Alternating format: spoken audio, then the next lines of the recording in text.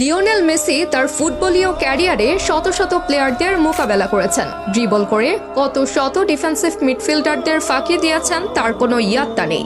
তবে মেসি যাদের ড্রিবল করেছেন তাদের লিস্ট করা হলে ব্রাজিল থেকে নিঃসন্দেহে থাকবেন ক্যাসেমিরো। ব্রাজিলের ইতিহাসের ডিফেন্সিভ মিডফিল্ডার বলা হয় ক্যাসাকে। সেই ক্যাসা এবার জানিয়েছেন মেসিকে থামানো তার জন্য কত বড় বিষয় ছিল। বিশেষ করে বার্সা রিয়াল যখন এল ক্লাসিকোতে মুখোমুখি হতো তখন মেসিকে থামানো সহজ হতো না, তাও আবার মেসির প্রাইম টাইমে, যখন মেসি বাঘা বাঘা প্লেয়ারদের কাটিয়ে যেতেন। সেই সময়ের স্মৃতিচারণ করে ক্যাসেমিরো বলেন, মেসিকে থামানো ছিল অসম্ভব। ক্রুজ কখনো মডরিচের সহযোগিতা লাগতো আমার, কিন্তু আমি একা কখনোই করতে পারতাম না। মেসিকে একা সামলানো কঠিন ছিল ক্যাসেমিরোর জন্য। টপ 5 ডিএমএফ এর একজন ছিলেন ক্যাসেমিরো। কতটা বড় মাপের ডিএমএফ ছিলেন ক্যাসেমিরো তার ছোট্ট উদাহরণ দেয়া যায়।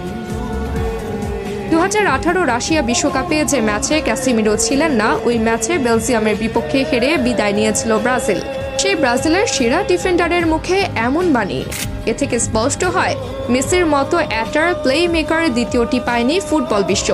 মেসি যখন ড্রিবল করত তখন প্রতিপক্ষের ডিফেন্ডাররা চেয়ে চেয়ে দেখতেন, এছাড়া কোনো কিছুই করার থাকতো না তাদের। শরীরকে অস্বাভাবিক বাঁক খাইয়ে প্রতিপক্ষের পায়ের ফাঁকা গলিয়ে বল নিয়ে ছুটতেন মেসি। বয়স বাড়লেও মেসি এখনও সেই আগের মতোই রয়ে গেছে। বিভিন্ন সময়ে তার প্রমাণ দিয়েছেন মেসি স্বয়ং। তবে তার প্রতিপক্ষ যারা ছিলেন তারা মুখেই স্বীকার করতেন মেসির অসামান্য পারফরমেন্সের কথা। ক্যারিয়ারের প্রাইম টাইমে ইউরোপে খেলতেন মেসি। বার্সার হয়ে ভুরি ভুরি রেকর্ড আছে তার। সেই সময় তিনি যে দলের মুখোমুখি হতেন সে দলকে আলাদা করে পরিকল্পনা করতে হতো। তাকে আটকানোর জন্য একাধিক প্লেয়ার নিযুক্ত রাখত কোচ। তারপরেও মেসিকে আটকে রাখা যেত না।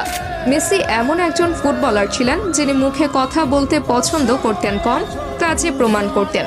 এল ক্লাসিকো থেকে শুরু করে যে কোনো গুরুত্বপূর্ণ ম্যাচগুলোতে মেসি হয়ে উঠতেন অপ্রতিরোধ্য। যত বড় ম্যাচ হতো ততই যেন আগ্রাসী হয়ে উঠতেন মেসি। মেসির এই অসামান্য পারফরমেন্সের কৃতিত্ব স্বরূপ প্রতিপক্ষরা মেসিকে ভাসাতেন প্রশংসায়।